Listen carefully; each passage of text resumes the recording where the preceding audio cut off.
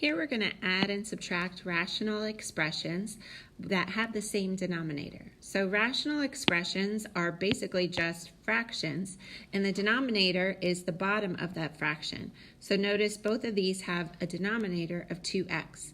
So we're just going to go through these steps then. So we're going to add our numerators and leave that denominator as 2x.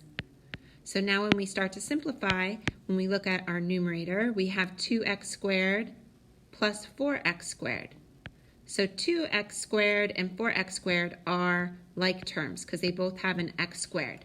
So all you're doing is combining the coefficients. 2 plus 4 is 6, so 2x squared plus 4x squared is 6x squared.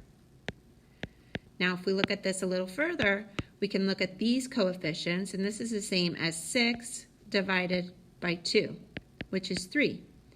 When we look at the variables, x squared is x times x.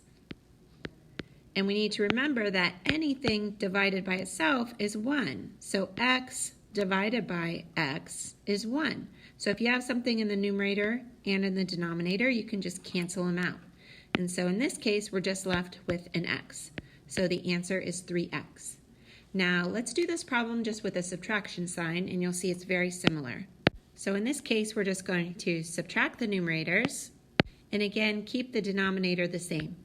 So when we start to simplify our numerators, again, they're like terms because they both have an x squared. So if I have 2x squares and I subtract 4, 2 minus 4 is negative 2. So you end up with negative 2x squared. And then when we look at our coefficients, we have negative 2 divided by 2 is negative 1. And again, x squared divided by x is just x. So the answer is negative 1x, or you can write it as negative x.